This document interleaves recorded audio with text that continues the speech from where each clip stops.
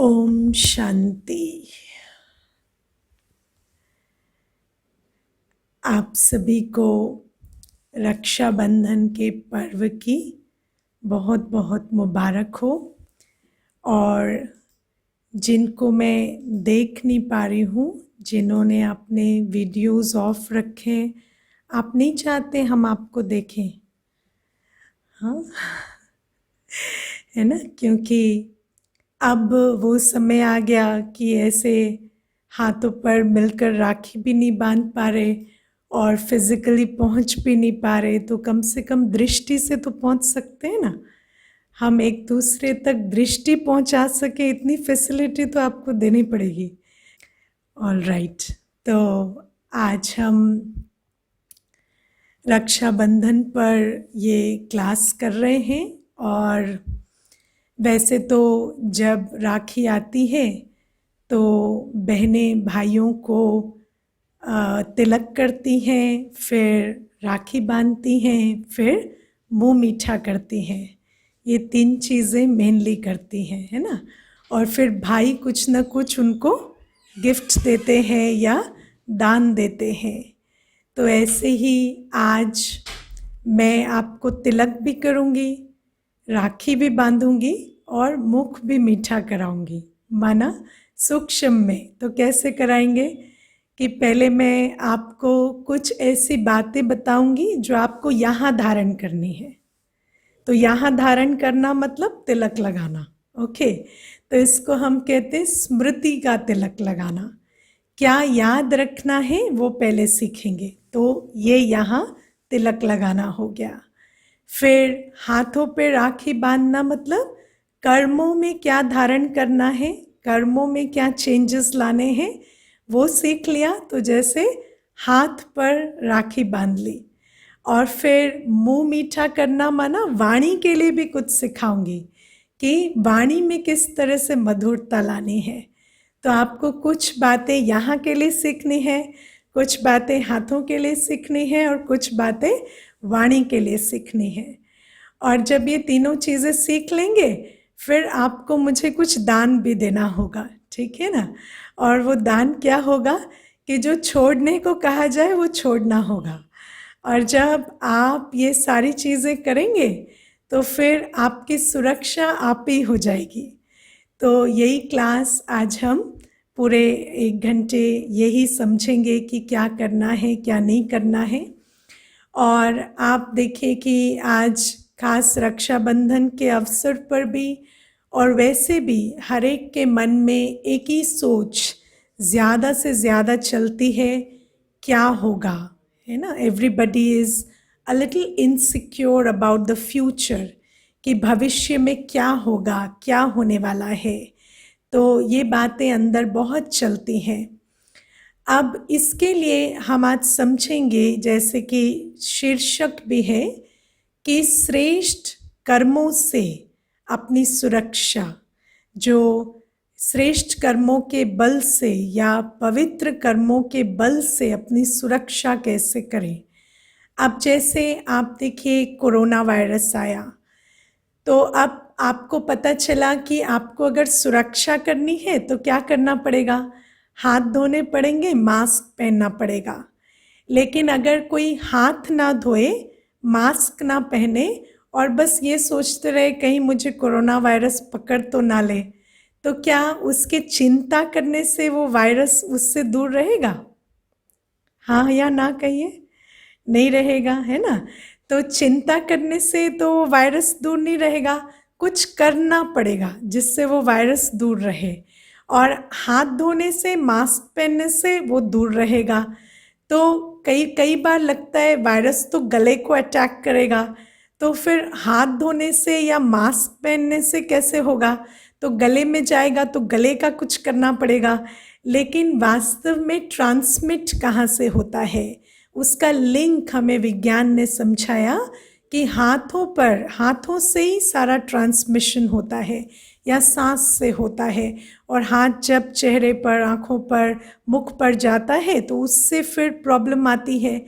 तो इसीलिए हमने समझा कि अगर रोकथाम करनी है तो कहाँ करनी है, कि हाथों को सैनिटाइज करते रहें और मुख को जो है उसकी सेफ्टी रखें मास्क से। तो ऐसे ही जैसे हम कभी कभी जीवन में परिस्थितियाँ आती हैं तो उसके लिए हमें डर लगता है कि कभी कहीं ये ना हो जाए, कहीं वो ना हो जाए। और मेनली 3 क्षेत्रों में, है ना, तन के क्षेत्र में चिंता होती है कि कहीं शरीर में कोई रोग ना आ जाए। धन के लिए बहुत संकल्प चलते हैं, संकल्प मीन्स थॉट्स, जो पहली बार बैठे हैं तो बहुत थॉट्स चलते हैं या संकल्प चलते हैं धन के लिए कि कहीं कोई आर्थिक परिस्थिति ना आ जाए। या फिर संबंध के लिए बहुत संकल्प चलते हैं कि कहीं हमारे संबंधों में कोई प्रॉब्लम ना आ जाए या हमारे संबंधियों के साथ कोई तकलीफ ना आ जाए, जो हमारे अपने हैं, मित्र हैं, संबंधी हैं, घर वाले हैं, उनके जीवन में कोई दुख या कष्ट ना आ जाए। तो ये बातें बहुत चलती हैं कि तन की सुरक्षा कैसे हो, धन की कैसे हो और संबंध की कैसे हो। लेकिन जैसे आप कोरोना वायरस की चिंता करेंगे तो कोरोना वायरस से सुरक्षा नहीं होगी ना, ऐसे ही इन 3 क्षेत्रों की चिंता करने से सुरक्षा नहीं होगी। अगर हम दिन भर चिंता करते रहें, हाय मुझे बीमारी ना हो जाए, हाय मुझे ये ना हो जाए, तो ऐसा नहीं है कि उससे हमारी सुरक्षा हो जाएगी। तो जैसे विज्ञान से हमने समझा कि वायरस के अटैक का कनेक्शन कहाँ से है, और फिर समझा कि कैसे सैनिटाइज करने से हाथों को, या हाथों के हाइजीन से, या ओवरऑल हाइजीन से कैसे हमारी फिजिकल प्रोटेक्शन का संबंध है। ऐसे ही हम आज ये समझेंगे कि हमारे जीवन में जो तन में विघ्न आते हैं, या धन पर विघ्न आते हैं, या संबंध में विघ्न आते हैं, उनका कनेक्शन कर्मों से है। और अगर हमें अपने जीवन को विघ्न प्रूफ रखना है, कोई समस्या ना आए, कोई परिस्थिति ना आए, या अगर आए भी तो हम उन पर विजयी बन सके, उसके लिए हमें कहाँ पर अटेंशन देना पड़ेगा? अपने कर्मों पर। पहले तो इस लिंकेज को समझना है। कई बार हम इस लिंकेज को नहीं समझते, तो हम कहते अच्छा तन में रोग हुआ, उसका कर्मों से क्या कनेक्शन है, तो ऐसे तो हाथों को साफ रखने का वायरस से क्या कनेक्शन है। या फिर आप कहें कि पेड़ को अगर जड़ में पानी देंगे तो उसका पत्तों के हरे भरे होने से क्या कनेक्शन है। लेकिन अगर आपको पेड़ को हरा भरा रखना है तो आपको जड़ में ही पानी देना पड़ता है ना। तो ऐसे ही हमें पहले इस कनेक्शन को समझना है कि कर्म और भाग्य ये जुड़े हुए हैं। पहले यदि हमें भाग्य, जिसके ये आयाम हैं, तन, धन और संबंध, मन भी है, पर मन की हम इतनी चिंता नहीं करते क्योंकि मन की हमें इतनी समझ नहीं होती कि मन को भी शांत रखना है। हम ज़्यादा तन, धन और संबंध के बारे में ही सोचते, और इसीलिए हम सोचते कि इन्हीं के बारे में कुछ करेंगे तो इनकी सुरक्षा रहेगी। लेकिन वास्तविकता ये है, इन सब का संबंध, इनकी सेफ्टी, इनकी सिक्योरिटी, इनकी वेल बीइंग, इनकी ग्रोथ, इनका सब का संबंध किससे है? कर्मों से है। तो पहले इस कनेक्ट को हम समझेंगे, तभी हम जाकर बीज को पानी देंगे तो फल अच्छा निकलेगा, या वृक्ष जो है अच्छा ग्रो करेगा। हमें हमारी जान की दादी जी, जो चीफ एडमिनिस्ट्रेटिव हेड रहे ब्रह्मा कुमारीज के अप टू लास्ट अप्रैल, और उन्होंने शरीर छोड़ा तब, तो वो हमेशा ये बात कहते कि जो अगर व्यक्ति को डर लगता है तो उसको अच्छा कर्म करना चाहिए। हमेशा दादी ये बात कहते कि डर को किसी और तरह से नहीं जीता जा सकता, या इनसिक्योरिटी को कैसे भी ओवरकम नहीं किया जा सकता, सिर्फ श्रेष्ठ कर्मों के बल से ओवरकम किया जाता है। और जब एक आत्मा अच्छे कर्म करती है तो उसके अंदर वो कॉन्फिडेंस होता कि मैं हमेशा प्रोटेक्टेड हूँ ही, मेरे साथ कभी कुछ बुरा नहीं होने वाला। और जब वो ये थॉट लेती तो इस थॉट का भी उसके डेस्टिनी पर बहुत प्रभाव पड़ता। लेकिन जो कर्म ही श्रेष्ठ ना करे तो फिर उसको वो थॉट लेने में भी बहुत हिचक होती क्योंकि एक तरफ तो वो कहेगा कि हाँ मैं बहुत प्रोटेक्टेड हूँ, जैसे आजकल आप मेडिटेशन कमेंट्रीज चलाकर बैठेंगे तो कहीं पर ये बात आ रही है कि परमात्मा की मैं छत्र छाया के नीचे हूँ या मैं बहुत प्रोटेक्टेड हूँ, तो हाँ सोचेंगे कुछ घड़ियों के लिए, लेकिन फिर भी वो कॉन्फिडेंस नहीं आता।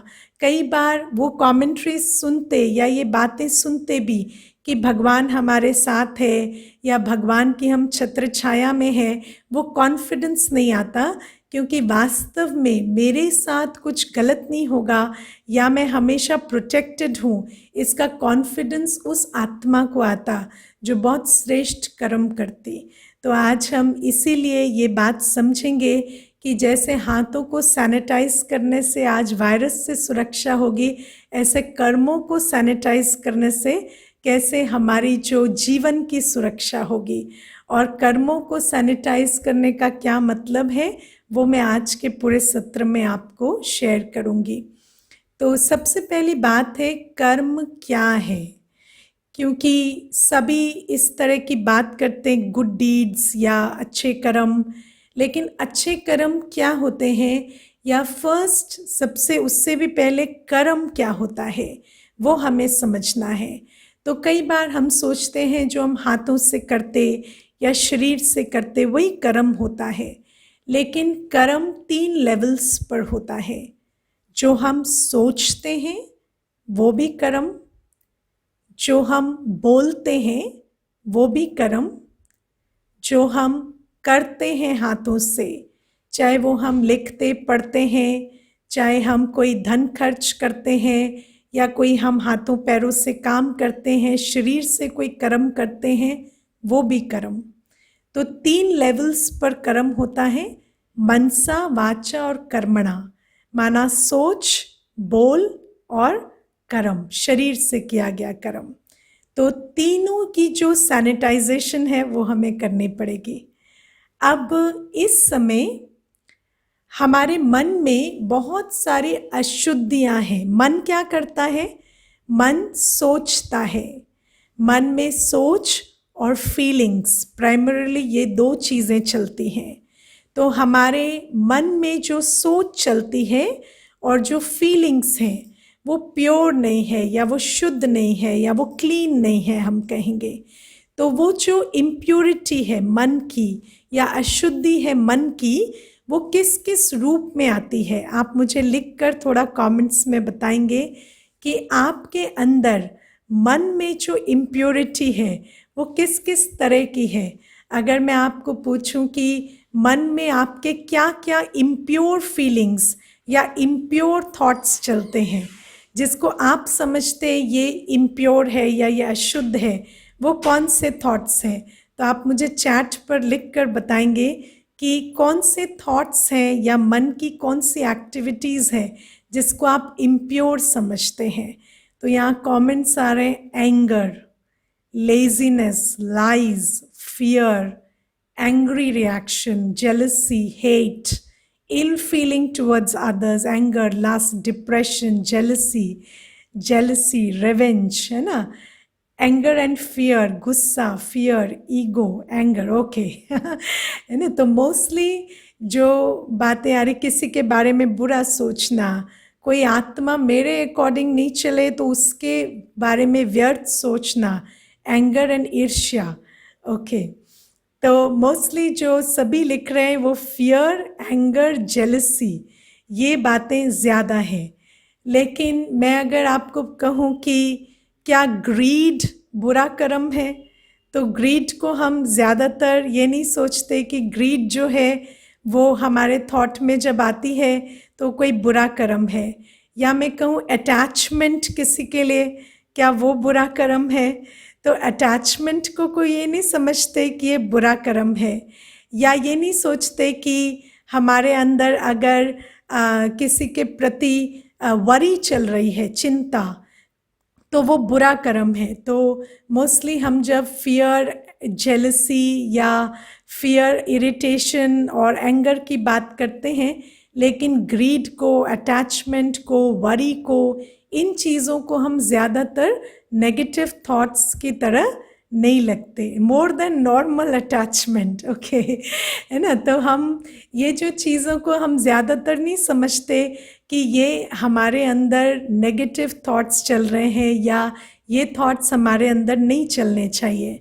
अब आप देखिए, जैसे जब हम अटैचमेंट में कोई कर्म करते हैं, जैसे कि आप बहुत किसी के बारे में सोच रहे हैं, मान लीजिए मैंने किसी को फ़ोन किया और वो फ़ोन नहीं उठा रहे, और उनका फ़ोन मैं सोच रही हूँ कि ठीक है, मैंने फ़ोन किया, उन्होंने नहीं उठाया, मे बी आधे घंटे के बाद वो कॉल बैक करेंगे, और मैं सोचती जा रही हूँ वो ठीक तो है ना, वो ठीक तो है ना, कोई प्रॉब्लम तो नहीं हो गई, सब कुछ ठीक तो है ना, 7 बजे तो ऐसा कोई काम भी नहीं करते हैं, फिर फ़ोन क्यों नहीं उठाया, इस टाइम पे तो फ़ोन उठा लेना चाहिए, इस टाइम पे तो ऐसा कोई बिज़ी रहने का कारण नहीं है, 15 मिनट हो गए, 20 मिनट हो गए, आधा घंटा हो गया, क्यों नहीं उठा रहे फ़ोन, क्यों नहीं उठा रहे।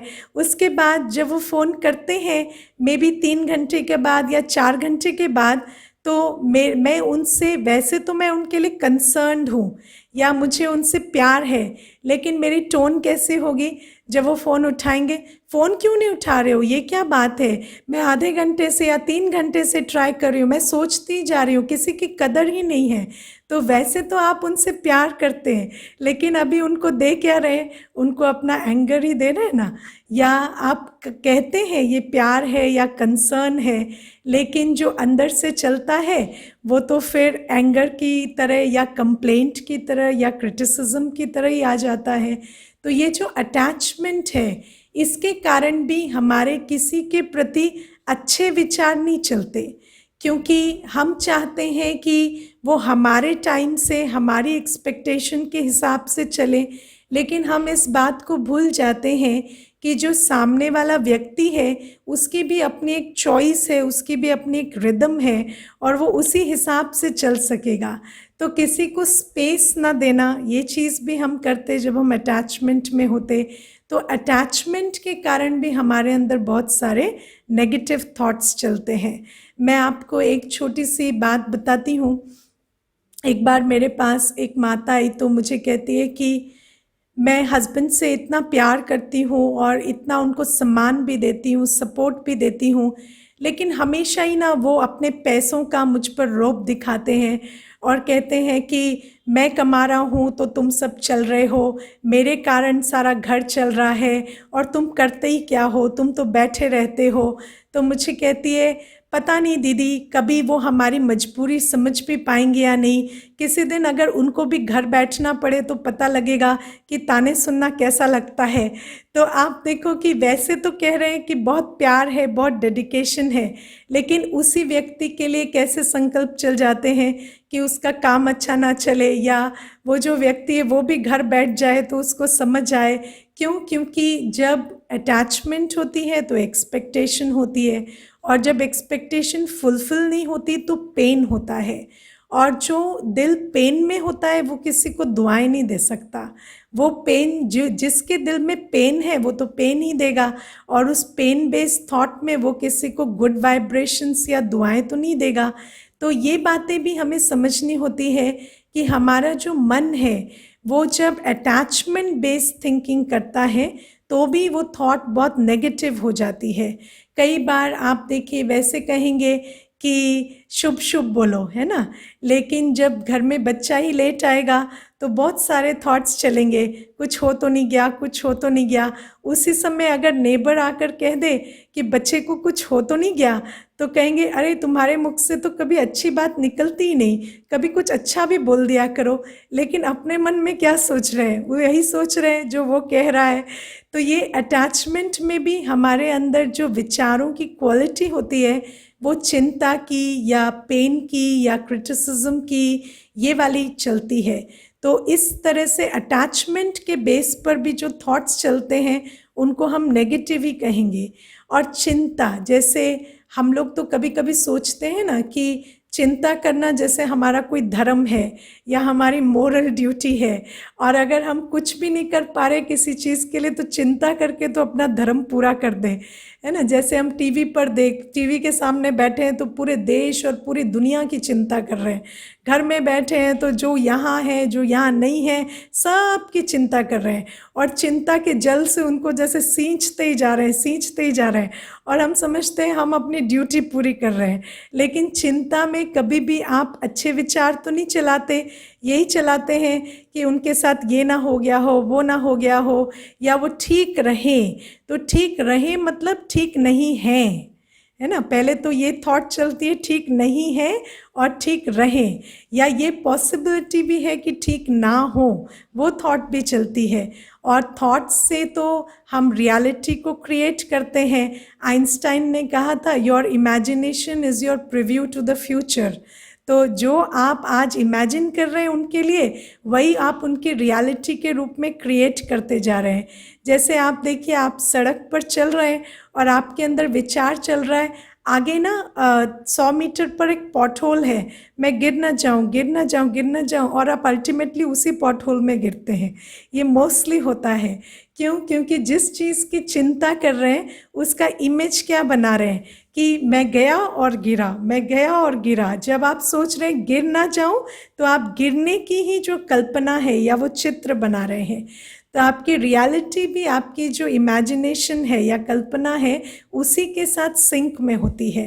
तो ये जो सारे विचार हम चलाते हैं, चाहे वो मोह के प्रभाव में या चिंता के प्रभाव में, ये भी अंदर जो थॉट्स चलते हैं ये कोई अच्छी क्वालिटी के नहीं होते। और आपको पता होगा कि थॉट्स का जो इफ़ेक्ट है वो शरीर पर भी होता है, वो हमारे बिहेवियर में भी होता है, और वो हमारे एटीट्यूड को डिटरमिन करके एटमॉस्फेयर भी बनाता है। जैसे कि एक छोटी सी बात है कि आजकल कहते हैं कि फियर जो है या अंदर जो विचार चलते हैं नेगेटिव, उसका शरीर पर प्रभाव होता है, और वो जो शरीर पर प्रभाव होता है वो इम्यूनिटी कम करने वाला होता है। तो जब आप नेगेटिव थॉट्स चलाते हैं तो वास्तविकता में वो नेगेटिव थॉट्स आपके शरीर की इम्यूनिटी को अफेक्ट करते हैं, क्योंकि उससे कॉर्टिसोल रिलीज होता है जो इम्यूनिटी को लोअर करता है। तो ऐसे जो हमारे अंदर विचार चलते हैं नकारात्मक, चाहे भय के प्रभाव में, चाहे क्रोध के प्रभाव में, चाहे चिंता के प्रभाव में, वो वास्तव में हमारी इम्यूनिटी को कम कर रहे हैं। तो जितना आप वायरस की चिंता कर रहे हैं, आप एक्चुअली क्या कर रहे हैं, अपनी इम्यूनिटी को लो कर रहे हैं, और उसके कारण उसके अटैक की संभावना बढ़ती जाती है। या फिर हम कहें कि वृत्ति, जो हम जो विचार चलाते हैं उससे हमारी बॉडी लैंग्वेज, हमारी वाइब्रेशन बनती है, और उससे एटमॉस्फेयर बनता है। जैसे आप मान लीजिए मैं अभी क्लास कराने आई हूँ, तो मैं उससे आधे घंटे पहले ये सोचती रहूँ, अच्छा आज तो इतने भाई बहन बैठेंगे, पता नहीं वो मुझे पसंद करेंगे या नहीं करेंगे, या मैं उनके साथ अच्छे से इंटरेक्ट कर पाऊँगी या नहीं कर पाऊँगी। तो अगर मेरे अंदर ये डाउट वाले थॉट्स चलेंगे तो वो डाउट वाले थॉट्स मेरी पर्सनालिटी में रिफ्लेक्ट होंगे, और जब मैं आपसे मिलूँगी तो वो जो मेरे अंदर डाउट चल रहा है वो आपके अंदर भी चलेगा कि पता नहीं ये ठीक सुना रहे हैं या नहीं सुना रहे, और आप भी मेरे साथ कनेक्ट नहीं कर पाएंगे। तो थॉट्स जो है वो बॉडी को भी इन्फ्लुएंस करते हैं, हमारे बिहेवियर को, हमारी वाइब्रेशंस को, हमारा जो एटमॉस्फेयर है उसको भी, क्योंकि हमारे एटीट्यूड को वो डिटरमिन करते हैं। तो ये जो हम दिन भर सोचते ही रहते हैं, और mostly fear based, anger based, irritation based, या कंप्लेंट, क्रिटिसिज्म, एक्सपेक्टेशन या वरी बेस्ड जो हमारे विचार चलते हैं वो हमारा सिर्फ नुकसान करते हैं। तो अब हमें अपने विचारों को सैनिटाइज करना पड़ेगा। तो आप सैनिटाइज कैसे करें अपने विचारों को, तो उसके लिए मैं आपको कुछ सैनिटाइज़र्स दूंगी आज, तो उसको आप लेकर जाएंगे और उनसे आप अपने विचारों को सैनिटाइज करेंगे।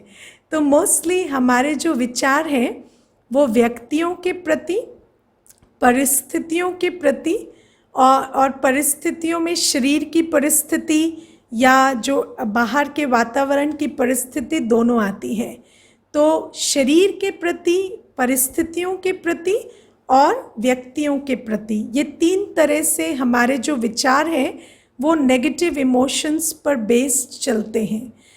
तो जब भी मुझे किसी व्यक्ति के प्रति कोई नेगेटिव विचार चले, है ना, जैसे ये ऐसा क्यों नहीं करते, या मेरे साथ ये इस तरह का व्यवहार क्यों नहीं करते, या ये इतने ईगो में क्यों रहते हैं, या ये इस तरह से क्यों उठते बैठते खाते पीते सोते हैं, या इनकी जीवन शैली ऐसी क्यों है, या ये मेरी एक्सपेक्टेशन के हिसाब से क्यों नहीं चलते।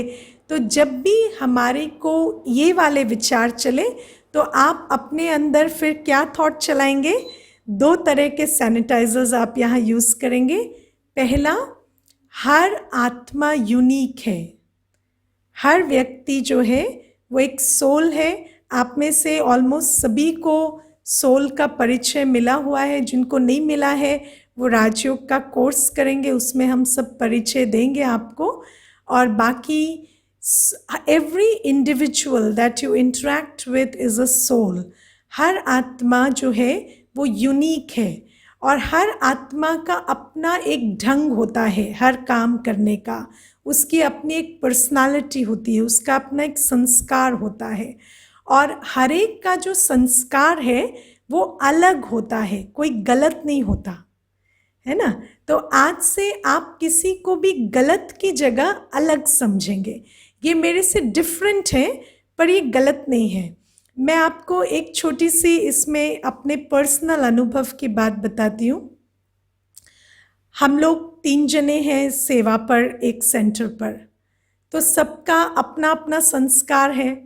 तो मुझे क्या है, मैं किसी को कोई बात कहने में थोड़ा हिचकती हूँ, मैं किसी को ऐसे डायरेक्ट नहीं कहती, कोई बात हो तो थोड़ा घुमा फिरा कर कहती हूँ। और मेरे साथ जो एक और आत्मा है सेंटर पर, वो डायरेक्ट कहते हैं, कोई भी बात होगी तो डायरेक्ट कहेंगे। तो पहले पहले मुझे ऐसा आता था, नहीं ऐसे नहीं करना है, ये बात गलत है, ऐसे नहीं करना चाहिए कि आप डायरेक्ट किसी को कह दें, इट इज़ रूड।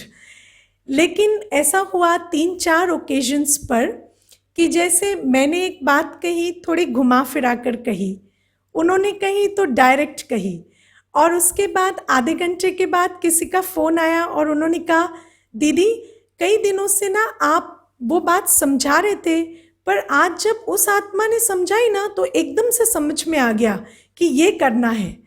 तो ऐसा 3-4 बार होने के बाद मुझे पता चला कि my way is not the only right way. हो सकता है कि ये मेरा अपना संकोच है या मेरा अपनी पर्सनालिटी है कि मैं समझती हूँ कि जो बात है उसको थोड़ा सा घुमा कर कहना चाहिए, डायरेक्ट कहने से हो सकता है आत्मा आहत हो जाए। लेकिन जो सामने वाली आत्मा है वो भी जो कर रही है उसका भी इफ़ेक्ट बहुत अच्छा पड़ रहा है, और कई लोगों को मेरी बात समझ नहीं आ रही पर उनकी आ रही है। तो मैंने देखा कि कई बार हम समझते हैं कि सिर्फ जो मेरा तरीका है वही वर्क करता है, पर ऐसा नहीं है। और जब आप इस बात को समझ जाते हैं कि सबका तरीका अलग अलग है, पर हर एक का पर्पस है जीवन में और हर एक की ज़रूरत है, तो सब एक तरह के हो जाएंगे तो दुनिया कैसे चलेगी, है ना। तो हर एक की ज़रूरत है, हर एक की संस्कार, हर एक की पर्सनालिटी में जो यूनिकनेस है वो दुनिया में चाहिए। जैसे कबीर ने कहा ना, सुई का काम सुई करेगी और तलवार का काम तलवार करेगी। तो हम ये नहीं कह सकते कि सुई या तलवार बेटर कौन सी है, तो देयर इज़ नो कंपैरिजन। तो जब भी आप किसी आत्मा से मिलते हैं और आपको लगता है कि इनका जो तरीका है वो ठीक नहीं है, तो आप समझिए कि हो सकता है कि इनका तरीका मुझे ठीक ना लगे, लेकिन इनका भी जो तरीका है उसकी दुनिया में ज़रूरत है और वो उसका उस पर्पस के लिए उनका जन्म हुआ है और वो जो कर रहे हैं उसकी भी ज़रूरत है, तो वो गलत। और जब आप ये चीज़ समझ जाएंगे और ये वाला सैनिटाइज़र यूज़ करेंगे तो आपके उनके लिए थॉट्स नहीं चलेंगे। आप अपना काम करिए, उनको अपना काम करने दीजिए, वो जिस तरह से भी अपने जीवन में चले। अगर वो आपके प्रति भी कोई बात कहते हैं तो आप उनके भाव को लीजिए कि हाँ, इनका तरीका मुझे समझ नहीं आता, पर ये कहना क्या चाहते हैं उस बात को आप ले लीजिए, आप उनके तरीके पर टिक्का टिप्पणी मत कीजिए। तो ये एक सैनिटाइज़र है जो आप यूज़ कर सकते हैं। दूसरा जो आप यूज़ कर सकते हैं वो इससे भी पावरफुल है, वो ये है कि वो जो भी कर रहे हैं, लेकिन जो मैं कर रही हूँ या मैं सोच रही हूँ उनके ये करने से वो मेरा संस्कार बन रहा है, या वो विचार मेरी बॉडी को या मेरी पर्सनालिटी को अफेक्ट कर रहे हैं। जैसे आपको अगर मैं ये बात कहूँ कि आप बचपन से अपनी जर्नी को देखिए, आपके जीवन में बहुत सारी परिस्थितियाँ आई और उन परिस्थितियों के प्रभाव में आप बहुत सारे तरह के विचार लेने लगे। जैसे अभी कोई आर्थिक परिस्थिति आई तो आर्थिक परिस्थिति में आप क्या होगा, कैसे चलेगा, ये वाले विचार लेने लगे। अब वो परिस्थिति जो है 1 साल रही, 6 महीने रही, 2 साल रही या 5 साल रही, उसके बाद वो परिस्थिति बदल गई, लेकिन वो जो आपने विचार चलाए वो आपकी नेचर बन गए। और जब वो परिस्थिति चली भी गई, आपको वो गिफ्ट दे गई कि आपकी सोच या आपकी विचारधारा में वो ट्रेस रह गया। जैसे कोई परिस्थिति आई जिसमें आप बहुत डरे या परेशान रहे, तो चाहे ही वो परिस्थिति 1 साल के बाद या 1.5 साल के बाद या 1 महीने के बाद चेंज हो गई, लेकिन उसका जो डर का रेसिड्यू था वो आपकी पर्सनालिटी में रह गया। इसको हम कहते हैं, जो कर्म हम बार बार करते हैं वो हमारा संस्कार बन जाता है।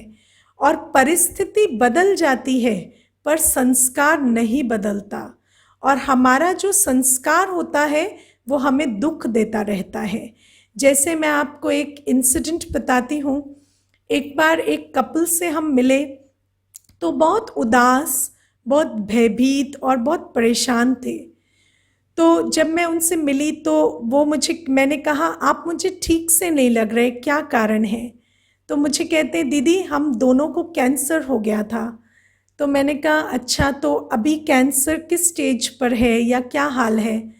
तो कहते, दीदी कैंसर तो ना 3 साल पहले हुआ था और भगवान की दया से पैसा था, सुविधाएं थी, तो कैंसर का इलाज तो 1.5 साल में ही हो गया था और हम दोनों ठीक भी हो गए।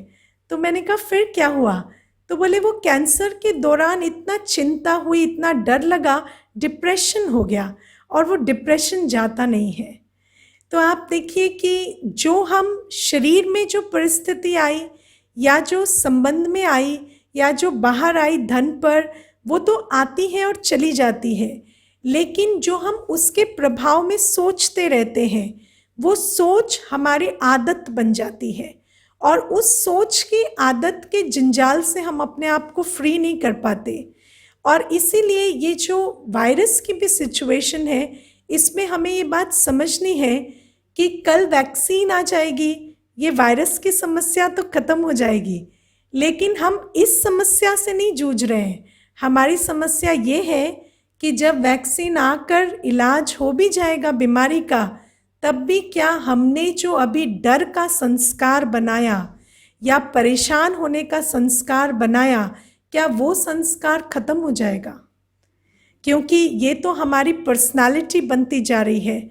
अभी भी आप देखिए, हम किसी से मिलते हैं तो हमारा पहला थॉट चलता है, जैसे ही वो कहेगा पिछले हफ्ते खराश हो रही थी गले में, तो हम थोड़ा सा 1 स्टेप और पीछे चले जाते हैं कि पता नहीं इनको क्या ही हो गया। फिर वो बेचारा हमारी वाइब्रेशन लेता है और फिर कहता है, नहीं नहीं मैंने वायरस का टेस्ट भी कराया था, टेस्ट में कुछ निकला नहीं था। तो हम फिर भी अपनी जो दूरी है वो ठीक से बना कर रखते हैं कि पता नहीं भाई सच बोल रहे हैं या झूठ बोल रहे हैं। तो हमारे अंदर ये जो अविश्वास का या डर का जो संस्कार बनता जा रहा है, इस संस्कार का क्या करेंगे, है ना? तो हमें ये समझना है कि 2 बातें, एक दूसरा जो है वो अलग है, गलत नहीं है, और दूसरी जो मैं सोच रही हूँ वो मेरा संस्कार बन रहा है, तो वो क्या कर रहा है उस पर मेरा ध्यान ना हो, मेरा ध्यान इस बात पर हो कि उसके कुछ भी करने पर जो मैं सोच रही हूँ वो मेरी पर्सनालिटी बन रही है, और मुझे किस तरह की पर्सनालिटी चाहिए ये मुझे चुनना है। क्योंकि लोग आएंगे, लोग चले जाएंगे, परिस्थिति आएगी, परिस्थिति चली जाएगी, लेकिन आपको अपने साथ ज़िंदगी भर रहना है। और जब आपको अपने साथ ज़िंदगी भर रहना है तो आप अपने संस्कारों पर ध्यान दें, क्योंकि वो संस्कार आपके साथ साथ चलेंगे और आपके सुख या दुख के अनुभव का आधार आपके अपने संस्कार होंगे। देखिए, व्यक्ति ज़िंदगी भर नौकरी करता है, उस नौकरी के अंदर बहुत सारे संस्कार बनाता है, अलग अलग परिस्थितियों में compete करता है, क्रोध करता है, हेस्ट में रहता है, हड़बड़ाता है, एंग्जाइटी रखता है, ये सारा कुछ करता है। रिटायरमेंट का दिन आता है, सब उसको टाटा बाय बाय कर देते हैं, कोई अगले बार पूछता नहीं है, लेकिन वो अपनी आदतें बनाता है वो उसके साथ ज़िंदगी भर रहती है और उसको वो झेलनी भी पड़ती है। इसीलिए जब हमें अपने आप को ज़िंदगी भर सहना है, झेलना है, तो we better be good to ourselves, और वो हम तभी कर सकते हैं जब हमारे संस्कार अच्छे हों। तो जब भी आप व्यक्ति के साथ हैं तो ये 2 बातें के सैनिटाइज़र आप यूज़ करेंगे। जब भी कोई सिचुएशन आती है, जैसे कोई भी सिचुएशन आई, चाहे वो शरीर का रोग है, चाहे वो कोई परिस्थिति है, जैसे कि अभी ये वायरस की परिस्थिति है या कोई आर्थिक परिस्थिति है, तो हमें नहीं पता होता कि वो परिस्थिति कब तक चलेगी, है ना। कोई परिस्थिति आती है तो हमें बस ये पता होता है ये भी आया है, पर ये कब तक चलेगा हमें नहीं पता होता। तो इन परिस्थितियों में हमें क्या करना होता है? 2 बातें। एक तो हमें ये याद रखना होता है कि जब भी कोई सिचुएशन आती है, वो सिचुएशन हमें कुछ सिखाना चाहती है ना। तो हम उस सिचुएशन के जाने का सिर्फ वेट ना करें, हम उस सिचुएशन की जो शिक्षा है उस पर भी ध्यान दें कि ये सिचुएशन मुझे सिखाना क्या चाहती है और ये सिचुएशन मुझे कौन सी अपॉर्चुनिटी दे रही है। क्योंकि कई बार हम किसी सिचुएशन को अनफेवरेबल की तरह देखते हैं कि ये क्यों आ गई, ये मुझे नहीं चाहिए, लेकिन उसके अंदर जो गिफ्ट है वो हम देख नहीं पाते कि ये मुझे क्या अपॉर्चुनिटी दे रही है या कि कौन सी लर्निंग दे रही है। इसीलिए ज्ञान में कहते हैं तूफान के अंदर तोहफा छुपा होता है, और उस तूफान के अंदर के तोहफे को हमें अनरावल करके या अनरैप करके देखना होता है कि ये तूफान कौन सा तोहफा लेकर आया है। मैं आपको एक छोटा सा इंसिडेंट बताती हूँ। एक भाई आते थे, तो वो हफ्ते भर तक ना जब भी आते रोज़ मुझे एक ही वो रट लगा कर रखते। वो एक बड़ी कंपनी में वाइस प्रेसिडेंट थे, तो मुझे कहते दीदी पता है MBA करना है, और MBA के बिना ना आगे ग्रोथ नहीं है, MBA करना है दीदी, MBA के बिना ग्रोथ नहीं है, टाइम ही नहीं देते कंपनी वाले, MBA कैसे करें। तो ऐसे वो एक हफ्ते तक डेली उसने मेरे कान खा लिए कि MBA करना है, MBA करना है। उसके बाद एक हफ्ते के बाद बातों बातों में वो कहते हैं पता है दीदी बीच में इतना बुरा टाइम आया, 2 साल तक जॉब नहीं थी। तो मैंने कहा अच्छा 2 साल तक जॉब नहीं थी, MBA क्यों नहीं किया आपने तब? तो मुझे कहता है कि वो दीदी वो 2 साल इकट्ठे नहीं आए ना, एक एक दिन आते थे, तो मुझे लगा आज जॉब नहीं है, आज जॉब नहीं है, आज जॉब नहीं। वो तो 2 साल पूरे होने के बाद पता चला कि 2 साल मैं खाली बैठा था। तो ये जो आप देखिए उसके संकल्प है कि उसको MBA करना है, उसको ईश्वर ने या आप कहें प्रकृति ने वो अपॉर्चुनिटी भी पूरी दी कि 2 साल वो फ्री रहा।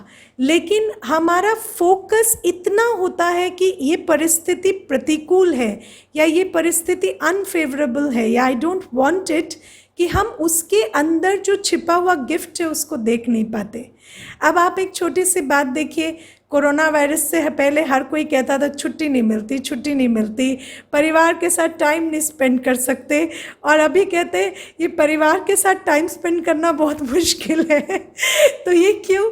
क्योंकि हमारा हमेशा फोकस उस बात पे होता है जो हमें नहीं चाहिए, लेकिन वास्तव में जो हम, और फिर सबसे बड़ी बात है कि हमारे जीवन में जो भी कुछ होता है वो हमारे अपने आह्वान करने से ही होता है। आपने उसको इन्वोक किया है, इनवाइट किया है, तभी वो परिस्थिति आई है। मुझे कई बार लोग कहते हैं लॉ ऑफ अट्रैक्शन काम करता है, तो मैं उनको पूछती हूँ क्या होता है ये लॉ ऑफ अट्रैक्शन। तो मुझे कहते हैं आज आप जो सोचेंगे ना वो कल होगा। तो मैं कहती हूँ कि अच्छा, तो अगर ऐसा है तो आज जो आपके साथ हो रहा है वो कल आपने सोचा ही होगा ना, तभी तो हो रहा है। तो ऐसा तो नहीं है कि आज सोचेंगे तो आज से वो लॉ बना है, तो कल भी जो सोचा है वही तो आज हो रहा है। तो जब भी आप किसी सिचुएशन में हैं तो थोड़ा सा रुक कर देखें, आपने ज़रूर उसे मांगा होगा। और हम सब उन्हीं परिस्थितियों में होते हैं जिनका हमने आह्वान किया है या जब हम उनको मांगते हैं, लेकिन जब वो हमें मिलती है ना, हम देख नहीं पाते कि ये वही है जो हमने मांगा था। और कभी कभी हम कहते हैं नहीं, ये वो नहीं है जो हमने मांगा था, और हम उसे रिजेक्ट कर देते हैं। और उसके जाने के बाद हमें पता चलता है अच्छा, ये तो वही था जो हमने मांगा था, हम शायद पहचान ही नहीं पाए। तो इसीलिए जब कोई परिस्थिति आती है तो उसके अंदर जो बेनिफिट है या जो अपॉर्चुनिटी है उसको रियलाइज़ करें। कई बार आप देखिए, लोग कहते हैं हमारे पास टाइम नहीं है, हम हेल्थ मेंटेन नहीं कर पा रहे, लेकिन अभी कोरोना वायरस के लॉकडाउन में किसी ने हेल्थ मेंटेन नहीं की। बहुत टाइम था, लेकिन खाते ही चले गए, खाते ही चले गए। क्यों? क्योंकि इस टाइम पर सोच ही नहीं चली कि हम हेल्थ भी मेंटेन कर सकते हैं, है ना। तो ये जो हमारा फोकस उस बात पर नहीं होता कि हम क्या क्या चाह रहे थे और जो हमें मिला है वो वही मिला है, लेकिन हम ध्यान नहीं देते तो हम उस अपॉर्चुनिटी को मिस कर जाते हैं। इसीलिए ये जब हम ये वाली सोच को अपने अंदर धारण करेंगे ना, तो ये सोच हमें अलाउ करेगी उन चीज़ों को देखने के लिए जो हमें प्रतिकूल लगती हैं। और दूसरी बात है जो परमात्मा के साथ की बात, कि जब भी हम किसी सिचुएशन में होते हैं, हम कभी ये ना सोचें कि हम अकेले हैं। कई बार हमें लगता है ये सिचुएशन बहुत डिफ़िकल्ट है या मैं बहुत अकेला हूँ, लेकिन परमात्मा हमारे संग संग हमेशा रहते हैं, बस हम उन पर ध्यान ही नहीं देते। क्यों नहीं देते ध्यान? क्योंकि वो दिखाई नहीं देता ना, तो हम उस पर ध्यान नहीं देते। और जब हम ध्यान देंगे तभी हमें उनकी उपस्थिति का या उनके साथ का या उनके सहयोग का हमें अनुभव होगा। मैं आपको एक इंसिडेंट बताती हूँ। एक भाई हैं, वो उनके जीवन में मैं समझती हूँ हर सेकंड मिरेकल होता है। जैसे वो एक बार ना फेंट होकर गिर गए घर पर, और कोई भी नहीं था घर पर, लेकिन उसी टाइम पर उनका पड़ोसी जो है वो कुछ उनसे बोरो करने आया और उसने बेल बजाई और फिर वो आंसर नहीं किया, तो उस कारण से वो ब्रेक इन कर उसने इंक्वायर किया कि क्या हुआ है, और उससे उसको पता चला कि अंकल फेंट हो गए हैं और वो हॉस्पिटल तक लेकर गया। ऐसे उनके लाइफ में बहुत सारे मिरेकल्स हुए हैं और ये मेरी देखी हुई चीज़ है। लेकिन एक दिन मैं उनसे बात कर रही थी तो वो मुझे कहते हैं कि हर मनुष्य जो करता है वो खुद ही करता है, भगवान क्या करता है, या कोई मिरेकल्स तो होते नहीं हैं। तो मैंने कहा आपके जैसे थैंकलेस लोगों के साथ तो हो भी नहीं सकते, है ना। तो ये क्या है कि हमारे जीवन में परमात्मा कितना सहयोग देते हैं वो भी हम कभी कभी रिकग्नाइज नहीं करते। हमारे आसपास रोज़ कितने सारे मिरेकल्स होते हैं, और अगर हम अपने आंखें खोलकर देखें तो हमें पता लगेगा ये भी क्या कोई मिरेकल से कम है कि आज हमारे पास इतनी टेक्नोलॉजी है कि हम ये जान पा रहे हैं कि अपने आप को कैसे प्रोटेक्ट करें, या हमारे पास वो प्रिविलेज है कि हम अपने आप को साधनों से प्रोटेक्ट कर पा रहे हैं, हमारी एफोर्डेबिलिटी है कि हम वो कर पा रहे हैं, लेकिन हम ग्रैटिट्यूड नहीं रखते या हम उस परमात्मा की प्रेजेंस को या सपोर्ट को अनुभव नहीं करते। तो ये जो एक और चीज़ जो है वो हमेशा अपना फोकस इस बात पर नहीं रखना है कि विघ्न क्या आया है। कोई भी बात आती है तो एक तो उसमें अपॉर्चुनिटी को देखना, और दूसरी बात उसके साथ हमें कितना सपोर्ट मिल रहा है उसको भी देखना। जैसे आप देखेंगे, आप में से कईयों का अनुभव होगा कि कोई आपका हॉस्पिटल का बड़ा काम था, वो आपका वायरस की शुरुआत होने से पहले ही हो गया था, और आपको इस समय पर अपने आप को रिस्क में नहीं डालना पड़ा। या आज ही मुझे एक भाई साहब बता रहे थे, ही 78 और बोले कि मैं ज़िंदगी में कभी भी फुल टाइम हेल्प नहीं रखा दीदी, लेकिन फरवरी में पता नहीं मुझे क्या हुआ, मैंने एक फुल टाइम हेल्प रख ली और अभी देखो पूरे लॉकडाउन में मुझे कितनी सुविधा रही उसके कारण। तो ऐसे बहुत सारी चीज़ें हमारे साथ होती हैं और ये हमारे श्रेष्ठ कर्मों और परमात्मा के सहयोग का ही हमारे को रिवॉर्ड मिलता है, लेकिन हम उसको रिकग्नाइज़ नहीं करते तो फिर उससे क्या होता है, अनग्रेटफुल को सहयोग मिलना बंद हो जाता है। जैसे आप भी एक मनुष्य हैं, आप किसी की मदद करेंगे, एक बार करेंगे, 2 बार करेंगे, 3 बार करेंगे, लेकिन वो कभी ग्रैटिट्यूड ही ना रखे और हर बात में कहे देखो ये तो मैंने खुद ही किया ना, तो फिर आप कहेंगे चौथी बार चलो आप खुद ही कर लो, वैसे भी तो तुम खुद ही करते हो ना। तो ऐसे ही हमें सहयोग मिलना बंद क्यों होता है, क्योंकि हम ग्रैटिट्यूड नहीं रखते या हम उस परमात्मा की या प्रकृति के सहयोग को रिकग्नाइज नहीं करते।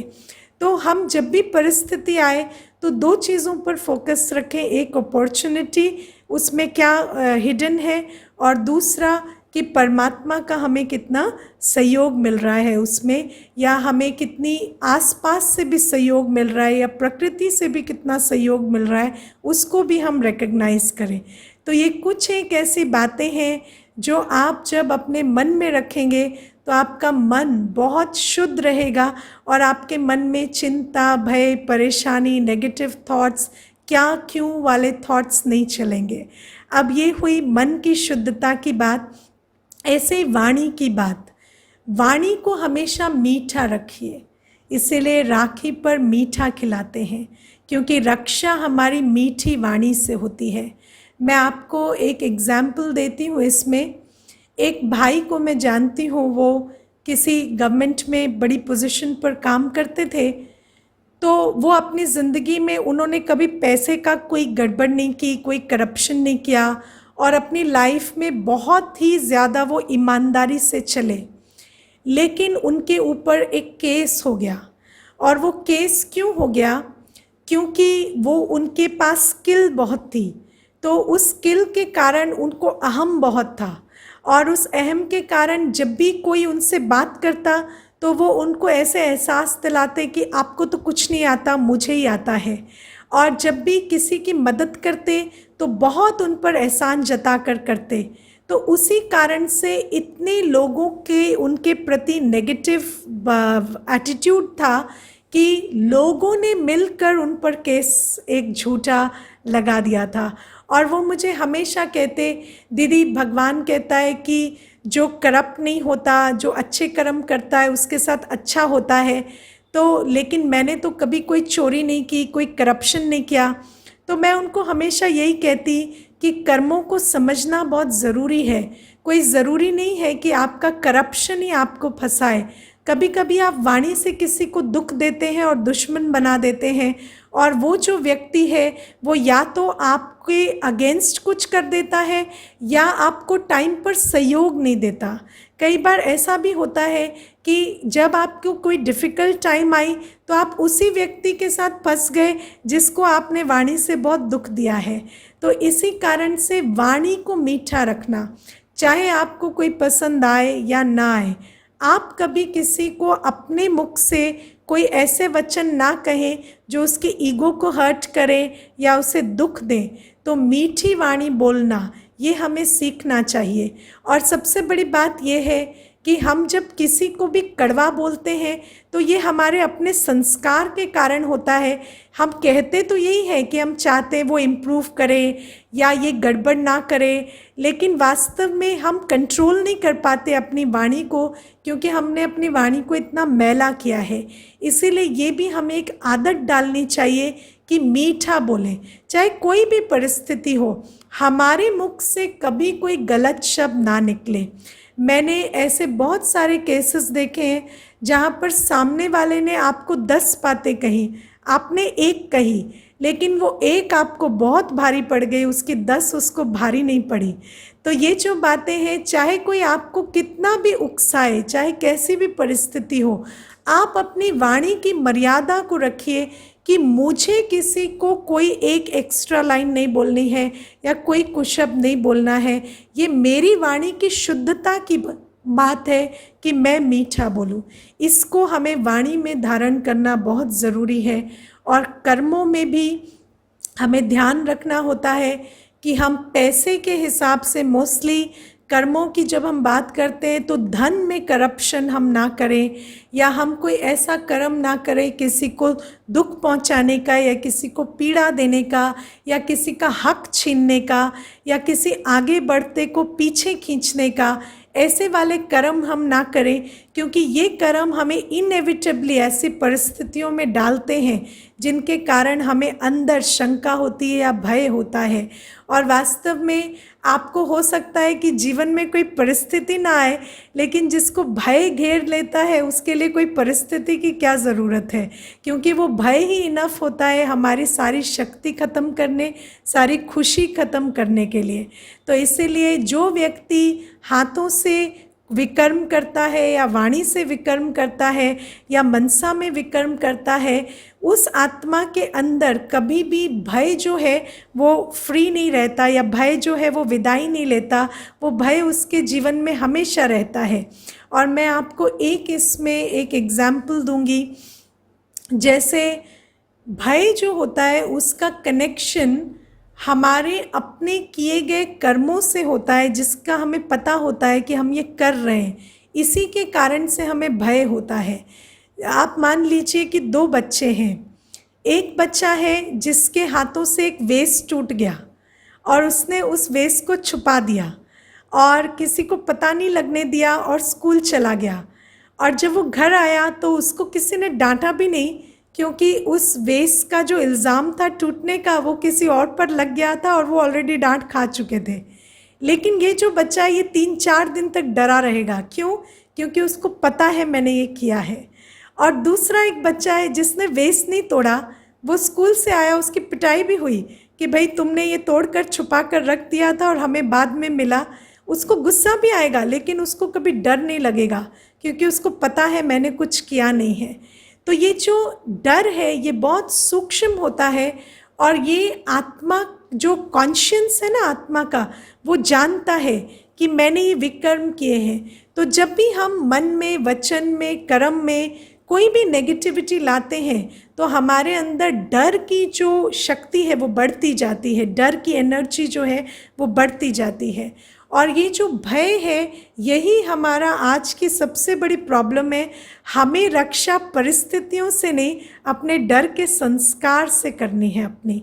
और वो डर के संस्कार पर विजय हमें तभी मिलेगी जब हम श्रेष्ठ कर्म करेंगे। ऑल राइट, तो आई थिंक थोड़ा बहुत इस पर हम समझे